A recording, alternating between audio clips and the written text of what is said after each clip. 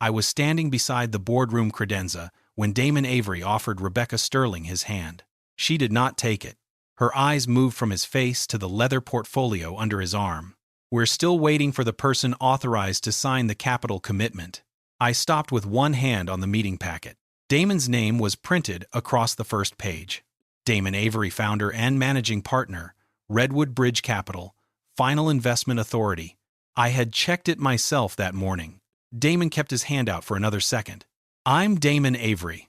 Rebecca looked toward me. "Andrew, verify that." "My name is Andrew Lawson. I was Crestmoor Technologies board governance manager." It meant I prepared board agendas and confirmed attendees. I kept official minutes and made sure documents needing board action got to the right people in the right form. That morning, Redwood Bridge Capital was supposed to finalize a commitment worth $180 million. I looked at Rebecca. "Mr. Avery's authority was confirmed yesterday. He's the final signatory." Elaine Foster, our CFO, added from across the table. "That's correct." Rebecca had 2 confirmations. She still did not shake his hand. "Fine," she said. "Let's proceed." Damon lowered his arm and took the seat reserved for him. A few chairs away, Ryan Keller from an outside strategy firm leaned back in a golf shirt with his jacket hanging over the chair. Rebecca smiled at him. "Ryan, how was Scottsdale?" "Too hot. Golf was good." Nobody asked Ryan to verify anything. Nobody needed to. He was familiar. Damon was not. Rebecca opened the presentation. For the first few minutes, she spoke normally to the room.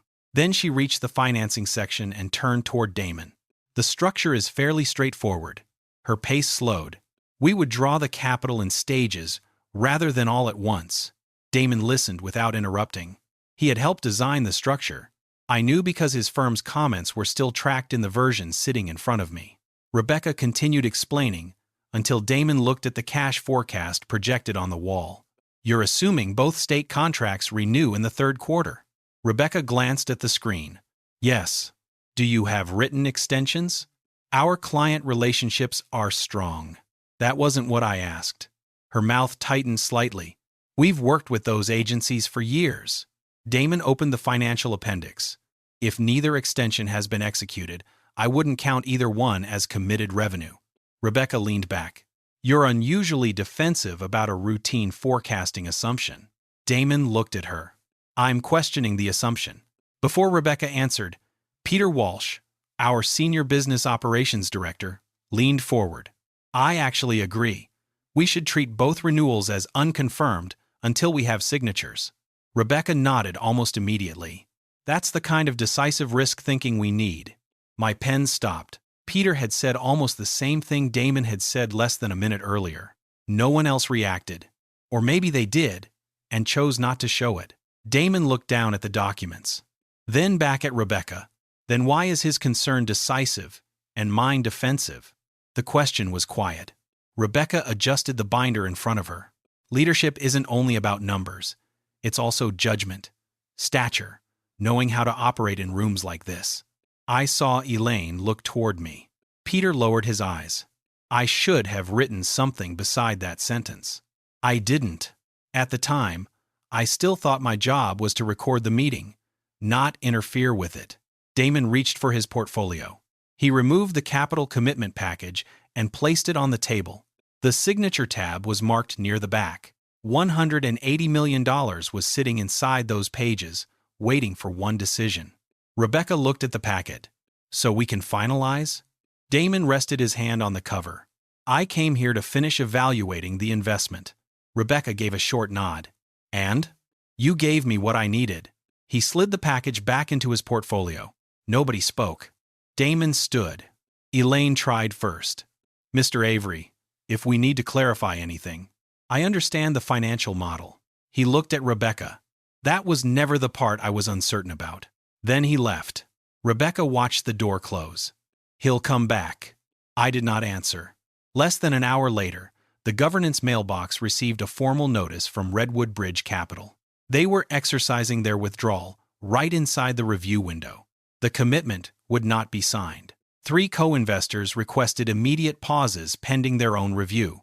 Elaine came to my office with the notice in her hand. What did you put in the minutes about the opening exchange? I opened the draft. My original entry read, Ms. Sterling declined Mr. Avery's offer of a handshake after his authority was confirmed. A revision request from Rebecca had appeared beneath it. Brief confusion about attendee roles. I read the two lines side by side. For the first time that morning, the difference between recording a meeting and protecting someone from it became impossible to ignore.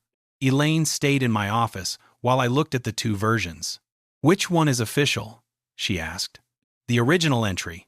And the revision? Requested amendment. She exhaled. So both stay? They're supposed to. A few minutes later, Rebecca called me upstairs. Her office overlooked the Chicago River from 30 floors up. The capital withdrawal notice was open on her desk beside a revised cash forecast. She pointed toward the chair. I need the minutes cleaned up before they circulate. I remained standing. The original entry has already been distributed to the governance list. Then replace it in the final version. I can attach an amendment. Rebecca looked at me. That's not what I asked. The governance rule doesn't allow me to overwrite a circulated entry. Her expression stayed controlled. Andrew, I need you to use judgment. That word landed differently after the meeting. I opened my notebook. If you want the amendment entered, I'll mark both versions and send them to audit. Rebecca sat back. You're making an awkward greeting sound like a governance issue. The capital round was paused less than an hour later. That was a business decision. Then the board will need an accurate sequence. She watched me for a few seconds. Do what the rules require. I left before she could change that sentence too. By early afternoon, Elaine had rebuilt the cash forecast. Without Redwood Bridge, Crestmoor could still operate. But the margin had changed. The expansion plan would have to stop. Two co-investors had paused. Our commercial lender had requested a new review. If one state contract slipped, several planned projects would become difficult to fund without cutting somewhere else. Rebecca still described the situation as temporary. In the board update, she wrote, Lead investor repositioning. Alternative capital discussions are ongoing. Elaine crossed out the first phrase. He withdrew. Rebecca looked at her. We don't need dramatic language. We need accurate language. I heard that exchange from the side table while assembling the audit committee packet. It was the second time that day someone had chosen a cleaner word over the actual event. The committee review began the next morning. Margaret Sloan chaired it. I attended because the disputed minutes and capital documents were mine to authenticate. Jasmine Carter, our procurement director, arrived carrying 3 supplier files. Margaret noticed them. What are those? Jasmine placed the first file on the table. Something I should have raised earlier. The bid belonged to a black-owned engineering company. Its price was lower than the winning bid. Its safety score was higher. Its delivery record was better. One scoring category pushed it below the winning bid. Senior client fit. Margaret looked at Jasmine. What did they lose points for? That's the problem. The reviewer's note said the owner did not project enough executive confidence. It was specifically about government-facing work. Jasmine opened the winning file. White-owned company. Higher cost. Weaker delivery history. Under the same category, strong executive presence. Elaine leaned forward. Was that defined anywhere in the bid requirements? No. The next file involved a black woman who owned a software services firm. Her company had pushed back on payment terms. The notes described her as rigid. A white vendor who requested almost the same change 6 months earlier had been called disciplined about cash management. Nobody needed to say what the pattern looked like. The words said enough. I thought about Damon asking why Peter's objection was decisive while his was defensive. Different room. Different decision. Same kind of language. Margaret turned to Peter Walsh. You were in the capital meeting? Yes. Was Mr. Avery's authority confirmed before Ms. Sterling questioned his role? Peter looked at the table. Yes. Did you hear his concern about the state contracts? Yes. Did you make essentially the same recommendation? Peter swallowed. Yes. What did you do when Ms. Sterling treated the two comments differently? He was quiet for several seconds. Nothing. Margaret wrote that down. She did not shame him. She did not need to. Before the meeting ended, Jasmine and I were placed under protected review status. Both of us now controlled records relevant to the audit. Rebecca could still disagree with our work. She could not take employment action against either of us without audit committee review. 2 days later, a leadership assessment request landed in my governance queue. The subject line carried Jasmine Carter's name. Rebecca had described her as disloyal, confrontational, and no longer aligned with senior leadership culture. I checked the timestamp. The request had been created after the protection order. For a moment, I just stared at it. Then I forwarded it to Margaret exactly as procedure required. No commentary, no warning to Rebecca, no private copy, just the record moving where it was supposed to go. That afternoon, Margaret issued a new meeting notice. Emergency governance session. 1 agenda item. Continued fitness of the Chief Executive Officer. By then, the investigation was no longer about whether Rebecca had misread Damon Avery. It was about what she had done after the facts stopped supporting her. The emergency governance session started at 2 that afternoon. I sat at the small station near the end of the boardroom, where governance staff kept voting records and supporting documents. Rebecca Sterling sat across from Margaret Sloan. Elaine Foster was beside her. Peter Walsh had taken a seat farther down the table. Jasmine Carter was there as a protected witness, not a voting member. Damon Avery joined by video. Margaret began with the Capitol meeting. She did not replay the whole morning. She used the record. Damon's authority had been confirmed before Rebecca entered the substantive discussion. Elaine had confirmed it. I had confirmed it. The meeting packet had confirmed it. Rebecca had still asked for another verification. Then Margaret moved to the state contract question. Mr. Avery questioned revenue that had not been contractually renewed. Yes, Rebecca said. Mr. Walsh later raised substantially the same concern. Rebecca shifted slightly. Yes. You described one as defensive and the other as decisive. Rebecca looked toward Peter. I was responding to tone and context. Margaret opened the supplier files. That is why context is now under review. Jasmine explained the scoring categories. Senior client fit. Executive confidence. Presentation maturity. Terms that carried real points without defined requirements. One black-owned engineering firm had lost a contract despite stronger objective scores. A white-owned competitor had gained enough subjective points to pass it. Rebecca argued that procurement required judgment. Jasmine answered with numbers. Price, safety, delivery, capacity, the categories that could actually be checked. Margaret then placed my original meeting entry beside Rebecca's requested amendment. Declined offered Handshake after authority was confirmed. Beside it, brief confusion about attendee roles. Rebecca said she had only wanted language that reflected the broader meeting. Margaret looked at her. The broader meeting does not erase the event. Then came the leadership request involving Jasmine. The timestamp was displayed on the screen.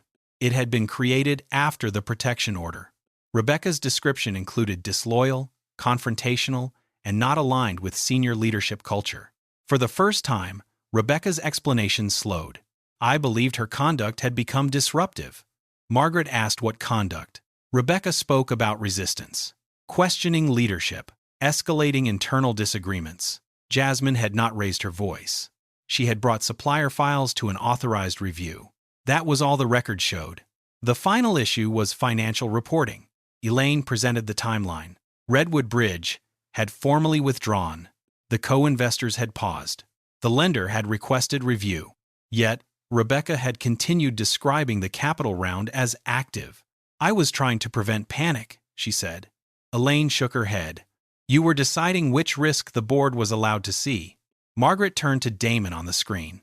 What remedy are you requesting? None for me. Rebecca looked up. Damon continued. The withdrawal stands. Redwood Bridge will not participate in this board's personnel decision. No demand for compensation. No condition that Rebecca be fired. No offer to return the money if the board pleased him. The decision stayed where it belonged. With Crestmoor, Margaret asked Rebecca to step outside. The vote took less than half an hour. When she returned, Margaret read the finding without changing her tone. The board had removed Rebecca as chief executive, effective immediately. The grounds were governance failure, unequal exercise of executive judgment, attempted alteration of an official meeting record, retaliation against a protected employee, and inaccurate communication of material financing risk. Rebecca listened without interrupting. This time, nobody lowered their eyes. Elaine became interim chief executive. Her first plan was not about repairing the company's image. Expansion stopped.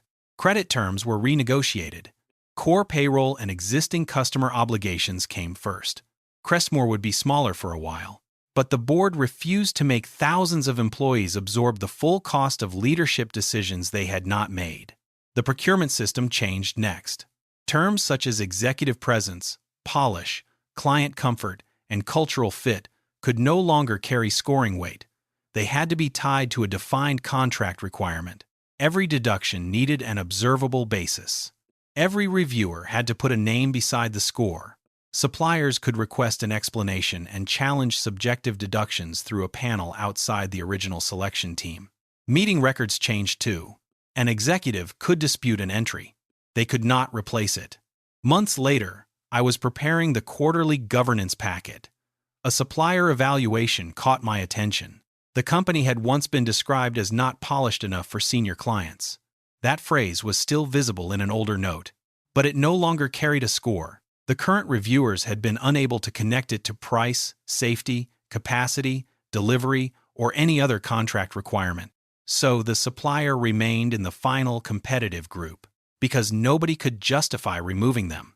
I checked the routing references, closed the packet, and sent it to the committee.